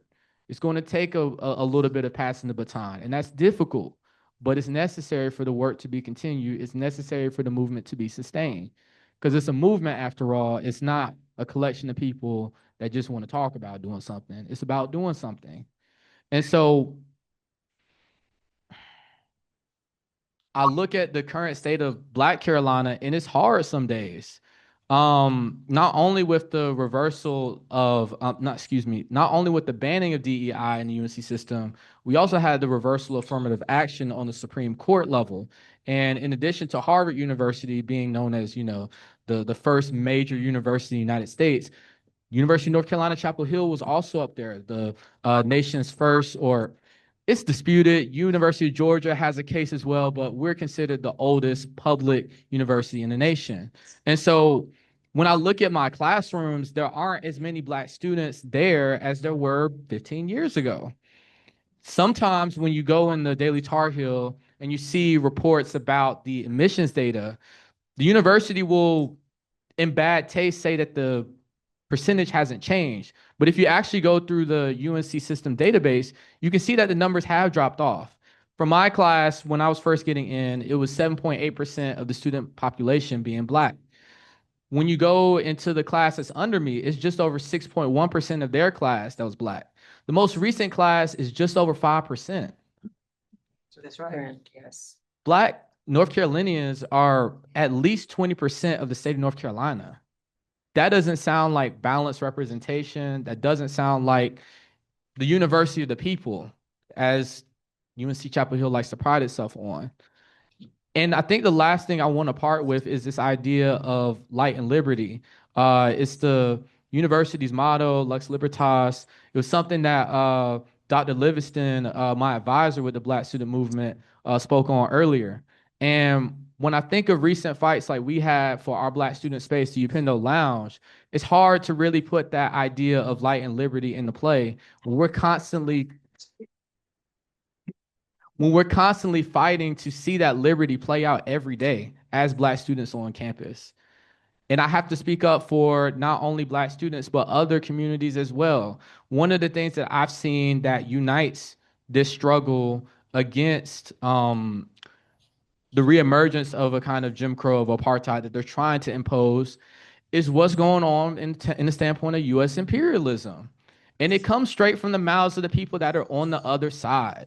People like Bill Ackman, who I don't know if y'all saw when Claudine Gay was being kicked out of Harvard University as their president.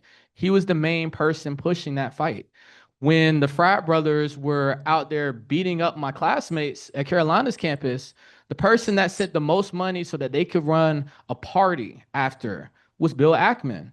And if you go in the NBC, I think it's NBC in 2022, 2023, he said that DEI was a form of anti-Semitism. And I was like, how is he making this connection? What, like, I don't understand what is going on in this brother's brain, but what is the connection being made? And it didn't make sense to me until I was a part of the movement to call out apartheid and genocide in Palestine. It didn't become clear to me until I learned about lived experience of Palestinians. It didn't become clear to me that, you know, those connections were made until I saw the same administrators that were pushing against DEI, that were lauding the idea of affirmative action being thrown out, were the same ones saying, we don't want to even consider talking to you all about divesting our resources from the state of Israel, or even having any conversations around civil discourse to even remedy the situation on campus. It never clicked to me until I saw that in real time. And so I just want to end by saying that it's important to look at these struggles through an interconnected lens, because we are not going through these things in isolation. Just as we're being attacked as Black Americans, white Americans are being attacked on the front lines from an economic sense. Our immigrant communities are being attacked by folks that are kidnapping folks, separating families. And so I think in a moment like this, instead of looking at the points of division, we have to find points of unity, and we have to move forward and coalition build from there. That's what I think of in terms of forging the future and meeting this moment. And that's all I have to offer tonight. Thank you. Thank you. So, we're going to go to Mr. McKissick now. I know the library is closed, but in the tradition of civil disobedience, we're going to push forward. And let's hope the president isn't launching Armageddon as we speak. Thank you. All right. First of all, let me thank all of you for being here this evening. It's a wonderful occasion that we commemorate. And I thank all of you for being the type of progressive people that come here to listen, to learn, and to kind of think about what that path forward might be for all of us individually and collectively. I think so much has been touched upon that I had thought about saying, but I'm going to go ahead and kind of draw some of these parallels, because, you know, we are really living in a perilous time. We're living at a time that is unprecedented in terms of the moral type of character of the person in the White House today, the things that come from his lips, the things that he speaks to, and the way that he has positioned the United States Supreme Court to, in many ways, sanction much of what his beliefs are. Understand that we would have not gotten where we got to in the civil rights movement if we had not had a good United States Supreme Court to really sit there and understand what types of issues needed to be protected under the Constitution as it was drafted by the framers, even though they did not think that African Americans were really a part of that mainstream at that time. They were just 3/5 of a man. But nevertheless, you had people there who could interpret the Constitution, who could sit there and think about the Equal Protection Clause, who could think about what this country aspirationally could become, and they did the right thing. And people in the civil rights movement, regardless of race, regardless of religion, regardless of background, came together. They saw that we were at a moral crisis. They understood that things were separate but unequal, fundamentally unequal, and we needed to do something to address it. That's what brought about all of the change that occurred. It's what brought about McKissick versus Carmichael. It's what brought about Brown versus Board of Education. It's what brought us to August 28th and that march on Washington in 1963, where Dr. King gave his I Have a Dream speech. It's what led us to the Civil Rights Act of 1964. It's what led us to the Voting Rights Act of 1965. It's what led us to the Fair Housing Laws of 1966. And all the progress that occurred thereafter. So much of it that's threatened today. So much of it that we're going to have to fight for today. And the same way my father and so many others in that civil rights movement understood we were at a moral crisis in time, and understood that we needed to take on that challenge, and understood that we need to revigorate and renew our commitments to overcoming the challenges. We're at the point in time where we're going to have to do it again. I don't have to sit here and tell you about the Supreme Court cases that have come down, okay? We know Section 5 of the Voting Rights Act is gone, all right? No more pre-clearance provisions. And what did they do in North Carolina when that got torn down? They went back and withdrew these districts with surgical precision to make certain that the only people that get elected were those that represent the party that was in power at that time. We know that right now that there's a case before the United States Supreme Court that'll probably do away with what remains of the Voting Rights Act by June 30th of this year. Okay? We know that affirmative action in education, just to be able to consider race as a factor among many factors, it's gone. It no longer exists. We see that declining African-American enrollment in not just public universities, but in all of the universities. All right, this is what we're looking at. We know that they're sitting there and trying to recast what you can learn in these schools. They'll call it something that it really isn't, critical race theory. They want to sanitize what we learn, what we think, what we read. And a president who will sit there and say, if anything has to do with race, if anything has to do with diversity, and he'll take the Civil Rights Act of 1964 as a basis of going in and litigating schools to do just the opposite. That's the time that we live in. Those are the challenges that we face. And if we don't wake up, if we don't understand what's at risk, there's going to be a lot more erosion of the gains that have occurred. You say, did it happen before? Can it happen again? What happened after the Civil War? In 1865. What happened to the Civil Rights Act of 1866? What happened to right here in North Carolina between 1865 and 1901? 4 African Americans served us in the United States Congress. And what happened? Plessy versus Ferguson in 1898. Segregation was sanctioned in this country. Institutional racism took hold. And boy, what did it take us all the way up to 1954, Brown versus Board of Education in 1964 to see some of these things reversed. And here in North Carolina, it took so long to get Eva Clayton elected to Congress and Mel Watt elected to Congress that when they got elected, people thought they were the first blacks that ever served us in Congress. Why? Because many years had passed by. All right. The hands of time had turned backwards. If we don't wake up today, if we don't wake up the current generation, if we sit back and remain complacent, and it's going to take more than going out on No King's Day. All right. It's going to have to take really working together and understand that the barriers that are between us just have to be torn down. Communication barriers, racial barriers, whatever they may be, religious barriers, sexual orientation barriers, gender identity barriers. Because why? Because we are all God's children. We have so much more in common than what separates us. And we need to understand that we have to continue tearing down those barriers because those barriers have come down in so many respects. Have they gone away yet? The answer is no. Is there still an uneven playing ground out there and level battleground for us to fight on between blacks and whites and browns and whoever else is a part of that equation today? We're not there where Dr. King talked about, where we look at people based upon the content of their character rather than the color of their skin. Can we aspirationally get there? The answer is positively yes.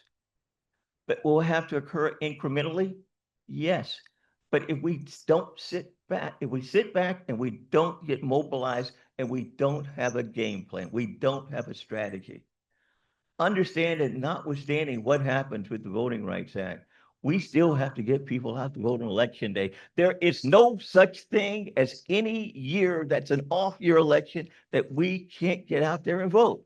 We've got Governor Cooper right now who can go there and replace Tom Tillis in the U.S. Senate. He ought to be a major motivating factor for people to get out there and mobilize and turn out the vote. We know that we can go out there in critical districts in the legislature and perhaps change the equation there. We've got to do it. We got to do it locally when it comes to county commissioners. We got to do it when it comes to school board members, people that are on town councils and city councils. We have to be active and engaged because if we don't get active and engaged, there's so much to lose. I can remember back in 2024. And one group that really just doesn't get the recognition it deserves is the Legal Defense Fund and the NAACP and all of the work that they did. An amazing amount of litigation that brought about the changes that occurred. But I was invited up to Columbia University Law School. It's the 70th anniversary of the commemoration of Brown versus Board of Education. And I was included as a panelist on that particular program.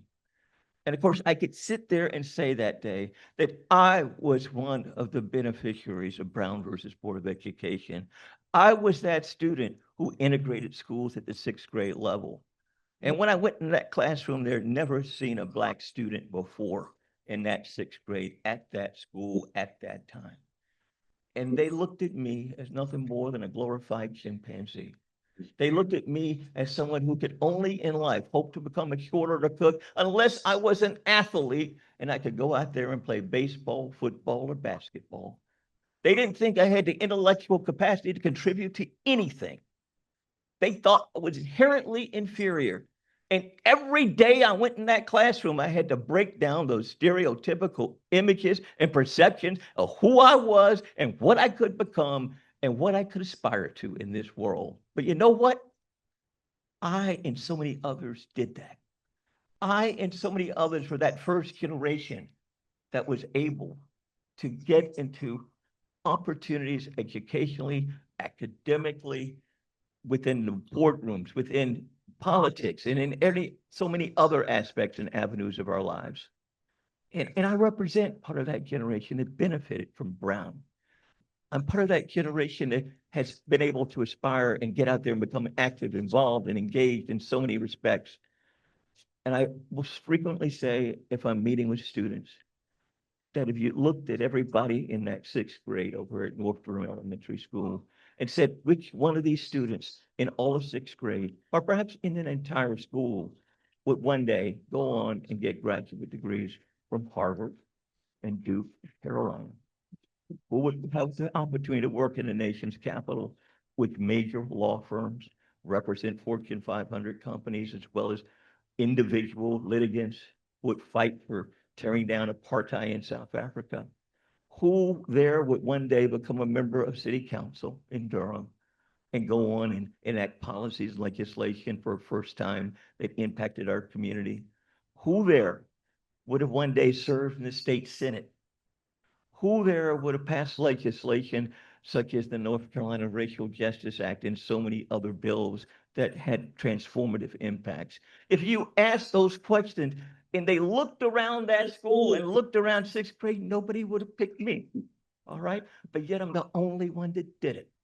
And I say that simply because when I served in the state senate, I always stood up and looked out for every child who would never be picked. Every child, regardless of their race, their sexual orientation, regardless of where they came from, regardless of what border that they crossed, regardless of the economic status of their parents, deserve simply to have the opportunity to realize their fullest human potential and to contribute.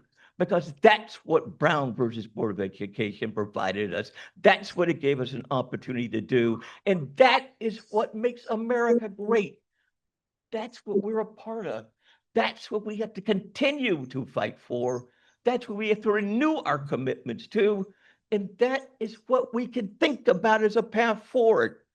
Because if we sit back and we're complacent, and one election cycle of another, we get a fanatical people elected that go out there and tonight might even annihilate, 90 million people, and a president who brags about destroying a civilization, someone who'll send Homeland Security people into neighborhoods across our country and tear up the very fiber of the immigrant community. We have to think about that path that we're on. We have to think about that vision of America that we seek.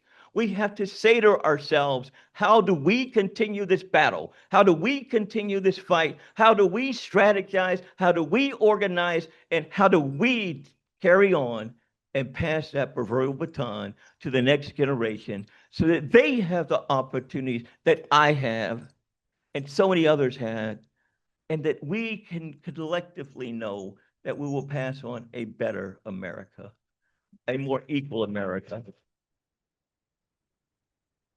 Thank you so much. Thank you. Thank you.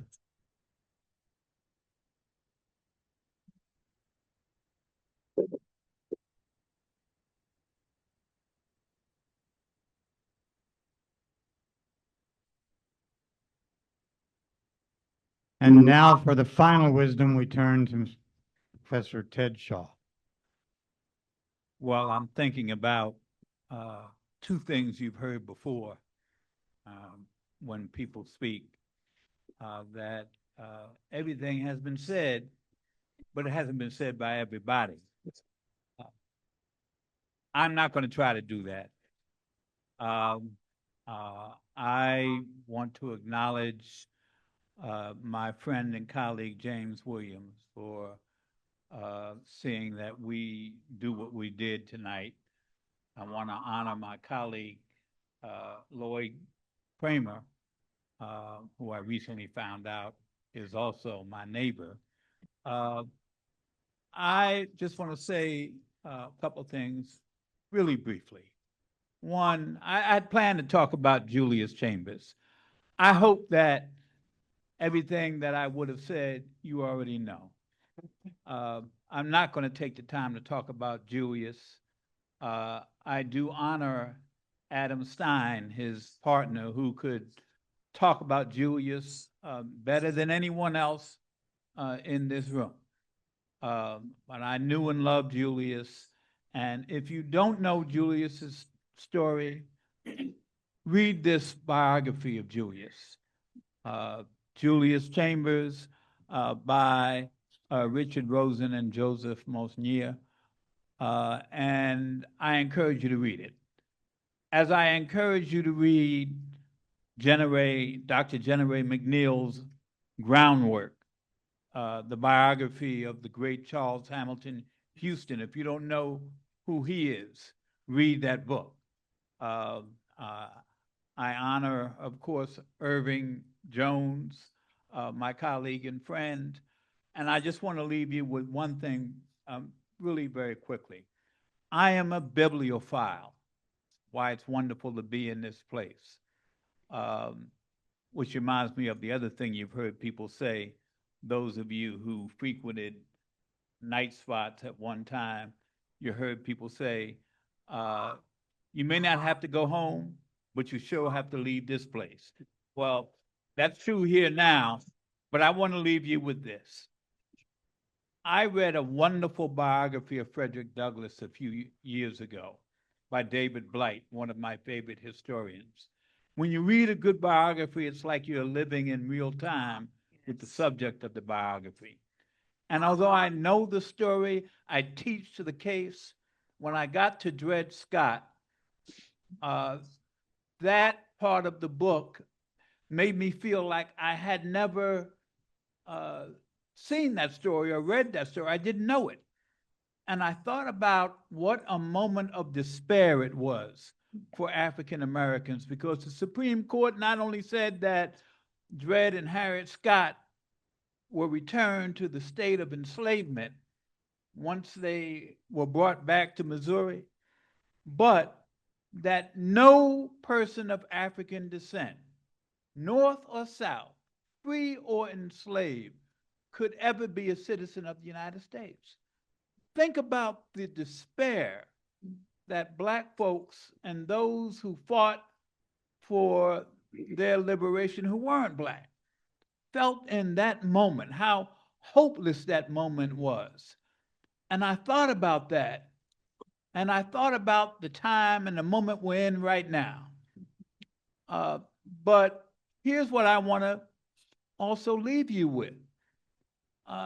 Nobody could know when Dred Scott was decided in that moment of despair that 8 years later, slavery would be dead in its grave at a terrible cost, but dead in its grave.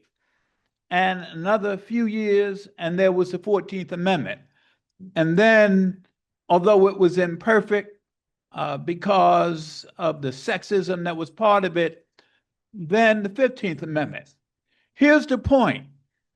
We can't know at this moment how we're going to get through this terrible time we're in right now. All we can do is fight. And if you fight, you may win. But if you don't fight, you can't win. If you fight, you may win, you may lose. But if you don't fight, you can't win. That's the story. That's the lesson. We cannot despair. Hope is a choice. We have to choose hope and then fight and work to make that hope a reality. So you may not have to go home, but you sure got to leave this place. Thank you. What a great panel. Keep hope alive. Keep hope alive. And now I think we've come to the end. I'd like to ask Mr. James Williams, do you have a parting word of wisdom, or do we just have to leave this place?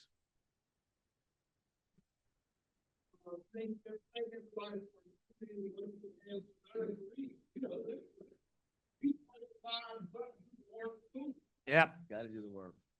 Thanks to each of these great speakers. They each brought amazing wisdom to our conversation. See you again soon. Carry it on. Thank you.